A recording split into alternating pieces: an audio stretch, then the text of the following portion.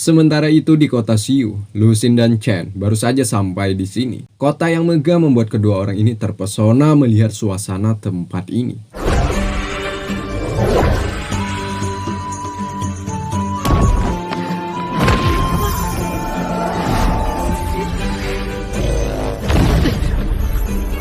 Setelah cukup lama memanjakan mata, Lusin dan Chen mendengar suara keributan di atas. Ya, dialah Guo, putra dari Tuan Guiying. Rupanya Guo ini sifatnya tak jauh berbeda dengan pertama kali Chen bertemu dengannya. Hal itu masih melekat ingatan tersebut di benaknya, coy.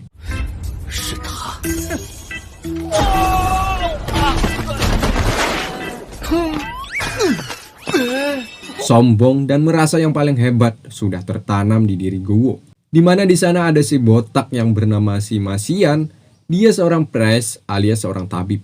Sima Xian dijegal oleh Guo yang kala itu tahu Sima Xian akan mengikuti ujian perburuan iblis. Ya, dengan arogannya, Guo meminta kepada Sima Xian agar tidak mengikuti ujian perburuan iblis yang sebentar lagi akan diselenggarakan. Sima Xian yang merasa Guo sangat keterlaluan, sebab Guo tidak ada wewenang untuk menyuruhnya agar tidak mengikuti ujian perburuan. Sima Xian pun membantah. Bagaimana jika ia ingin tetap ikut ujian perburuan iblis? Alhasil Guo pun terpancing, seakan-akan Sima Xian telah menentangnya. Dan mari kita katakan bersama-sama, sehingga terjadilah.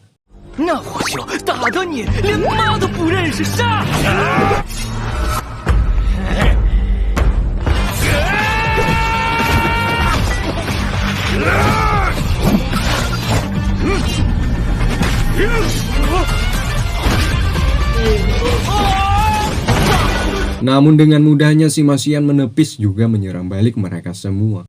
Chen juga Lusin yang melihat kemampuan Sima Xian yang mampu menahan serangan dari 3 orang sekaligus, bahkan mampu menyerang balik. Mereka berdua sungguhlah terkagum-kagum, sebab Sima Xian hanyalah seorang pres yang pada umumnya hanya bisa menyembuhkan dan juga mengobati namun tidak untuk teknik menyerang. Namun kali ini Chen melihat dengan mata kepalanya sendiri, Sima Xian malahan dapat menyerang Guo dan bawahannya. Di sini terlihat keunikan yang dimiliki di diri Sima Xian, di mana ia mengatakan bahwa dirinya seorang putra mahkota dari kota Xiu, sambil menggerakkan gestur tubuhnya bak lu cinta Luna.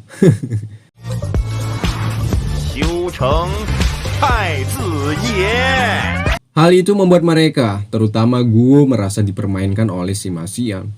Guo sekali lagi memerintahkan bawahannya agar mengepung Sima Xian untuk membunuhnya.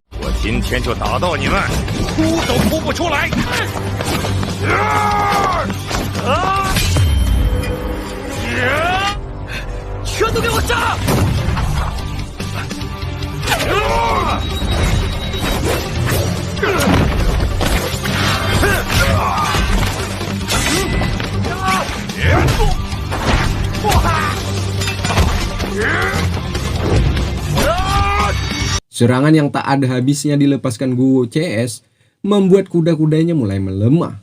Alhasil tongkatnya patah menjadi 2.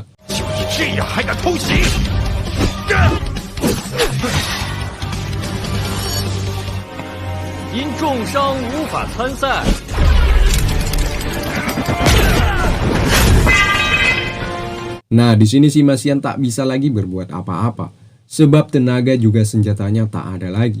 Sehingga terjadilah. Tepat saat serangan pamungkas Guo, datanglah Chen juga Lusin menahan serangan yang dilepaskan terhadap Sima Xian. Mereka meminta agar perkelahian ini berhenti, sebab ini adalah kota suci yang tidak seharusnya berperilaku seperti ini. Ya, perilaku Guo telah dianggap seperti iblis, coy, di mana manusia menyakiti manusia, seperti yang dilakukan oleh Guo barusan. Guo malah menghiraukan hal itu. Ia malah balik marah kepada Lusin dan Chen, sebab mereka berdua telah dianggap ikut campur dalam urusannya dengan Sima Xian. Tepatnya di puncak amarah Guo, datanglah prajurit yang bertugas sebagai patroli di tempat ini. Di mana jika ketahuan berperilaku buruk seperti Guo tadi, maka sudah dipastikan akan didiskualifikasi dalam ujian perburuan iblis. Sehingga Guo sesegera mungkin untuk meninggalkan tempat ini. Ya, mereka rupanya takut. Jikalau, ya kadang-kadang, mereka takut jika nanti ketahuan tim patroli di sini. Namun sebelum pergi, Guo berpesan kepada mereka bertiga, jika kelak bertemu kembali, maka akan tahu akibatnya.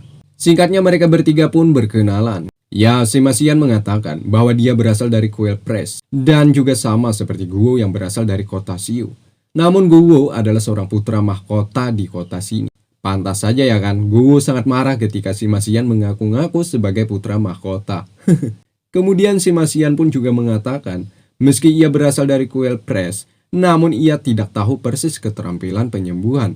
Pantas saja ya kan, si Masian sedikit terlihat konyol.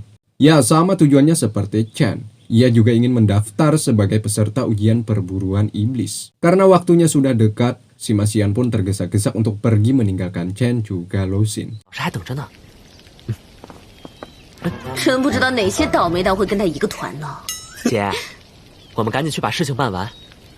如果他进了决赛， Lagi-lagi si Masian mengeluarkan kekonyolannya, di mana ia tersesat tak tahu di mana tempat pendaftaran peserta ujian. 我看不会是又迷路了吧？ Singkat cerita, Chen dan Lu Xun ingin menjual bangkai binatang iblis pedang hijau ganda yang sebelumnya mereka kalahkan. Namun sayangnya kristal yang dimiliki binatang iblis ini sudah ditelan oleh Hayu. Hal itu sedikit banyaknya membuat Lu Xun kesal atas perbuatan Hayu. Selain bisa membuat harga binatang iblis ini anjlok, dan juga akan membahayakan keselamatan Hayu. Sebab kristal yang ditelan olehnya itu, jika tubuh tak kuat menahan maka akan berdampak buruk terhadap Hayu. Namun Chen dengan yakin Hayu ini kelak akan baik-baik saja. Sebab ia tahu sahabatnya ini bukanlah binatang sembarangan. Ada si mata satu yang ingin membelinya cukup murah coy, yakni dengan seharga 200 koin emas. Hal itu berkaca pada kualitas bangkai binatang iblis ini. Sebab di bangkai tersebut tidak lagi terkandung akan kristalnya. Sehingga sah-sah saja ya kan, si mata satu menawarnya dengan harga yang sangat murah. By the way, si mata satu adalah seorang anggota dari grup pelelangan. Kelak binatang iblis ini akan ia lelangkan. Nah, hal itu rupanya mengundang amarah Lin Xin. Lin Xin pemuda si rambut hijau coy. 居然混进了如此无耻之徒！什么鬼啊？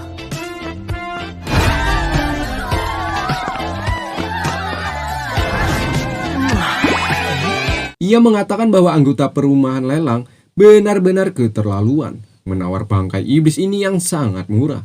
Ia menganggap si mata satu ingin menipu Chen juga Lu Xun. Sebab dengan indera perasaannya Lin Xin mengetahui bahwa benda alias bangkai binatang iblis ini sangat bernilai tinggi.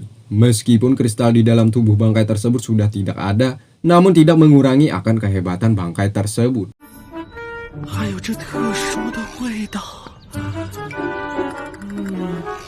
这坚硬的甲壳，酥软的肌肉，瞧瞧这碧绿双刀魔。 Di mana setelah mengatakan hal itu, Lin Xin yang melihat Chen sangatlah tidak percaya. Di mana ketampanan Chen membuatnya sangatlah iri. Baru kali ini ia melihat seseorang yang dapat melebihi ketampanan pada diri Lin Xin. 不可能，这不可能！怎么会？这世界上居然还有比我更帅的！ Selain itu, ia juga merasakan Chen juga Lu Xun memiliki keterampilan yang sangat unik dan hebat. Dengan indera penglihatannya, Lin Xin dapat mengenali juga mengetahui tingkat kekuatan keduanya ini. Ya, Lin Xin mengatakan di dalam hatinya bahwa Chen lebih kuat dibandingkan Lu Xun kakaknya. 也没失效。这位小兄弟虽然灵力比他姐姐高， Sementara asik mendeteksi kekuatan pada diri Chen dan Lu Xun, si mata satu pun membantah juga marah kepada Lin Xin karena telah merusak rencananya yang ingin membeli bangkai binatang iblis. Akibat kedatangan Lin Xin membuat si mata satu gagal mendapatkan bangkai ini coy. Dengan santai Lin Xin mengatakan kepada si mata satu, apakah kau orang baru di sini sehingga tidak mengenaliku? Bukannya berhenti, si mata satu semakin menunjukkan keagresifannya sebagai seorang anggota rumah pelelangan. Karena itu maunya, alhasil Lin Xin pun mengeluarkan identitas aslinya. Dan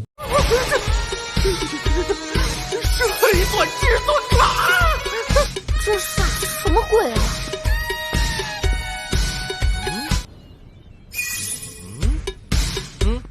di mana Lin Xin mengeluarkan kartu tertinggi yakni berlian hitam. Ya, kartu tersebut menandakan bahwa Lin Xin adalah putra dari bangsawan. Sehingga membuat si mata satu yang awalnya garang berubah menjadi seekor siput.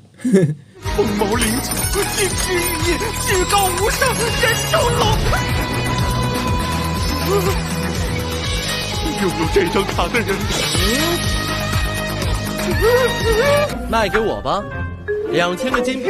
您有钱，提前出价购买商品，是我有眼不识泰山。尊敬的贵宾， Ya, si mata satu langsung meminta maaf sebab ia tak tahu bahwa Lin Xin adalah seorang putra dari bangsawan. Sehingga dengan rasa hormat memberikan bangkai iblis ini jatuh kepada Lin Xin. Ya, Lin Xin tak main-main coy. Ia menunjukkan bahwa dirinya adalah putra bangsawan, di mana Lin Xin menawar dengan harga yang sangat fantastis, yakni 2000 koin emas. 2000个金币不亏的。喂，你要这 Hal itu sedikit banyaknya membuat Chen dan Lusin merasa dicandain. Apakah Lin Xin serius ingin membeli bangkai tersebut seharga 2000 koin emas? Karena mereka membutuhkan koin untuk kedepannya, akhirnya Chen akan menjual kepada Lin Xin ini coy. Namun sayangnya Chen tidak memiliki kartu kristal ini. Ya, kartu ini sebuah alat untuk mentransfer harta atau uang, yang nantinya berfungsi juga di rumah pelelangan. Iya, untungnya Lusin membawa kartu yang sebelumnya telah diberikan oleh Lin Jialu. Sebab Lin Jialu tahu Chen akan membutuhkan kartu ini jikalau berada di kota suci kota Xiu ini. Pada akhirnya mereka pun deal, dan Lin Xin pun langsung mentransfer sebesar 2000 koin emas. Setelah semuanya selesai, Lin Xin pun menanyakan kepada Chen kemana tujuan selanjutnya. Namun Lusin menghalangi Lin Xin, sebab ia tak tahu ya kan sifat dan tujuan Lin Xin ini seperti apa. Apakah dia orang baik atau jahat? Namun dikarenakan Lin Xin juga sama seperti mereka, yakni akan mengikuti ujian perburuan iblis, dan juga Chen akan membeli beberapa benda unik di pelelangan kota ini. Siapa tahu ya kan Lin Xin dapat membantu mereka kelak. Ditambah lagi, profesi Lin Xin adalah seorang penyihir, ya sama seperti Lin Jialu. Pada akhirnya, mereka pun berada di sebuah ruangan yang sesaat lagi akan mengikuti acara pelelangan. Selagi menunggu acara dimulai, Lusin masih menyimpan rasa was-was terhadap Lin Xin ini. Nah, setelah cukup lama menunggu, akhirnya pemandu acara pelelangan pun muncul sembari memberikan ucapan hangat bagi para pengunjung tempat ini. Dan mari kita katakan bersama-sama, dan acara pelelangan pun resmi dimulai. 接下来，我们的拍卖会正式开始。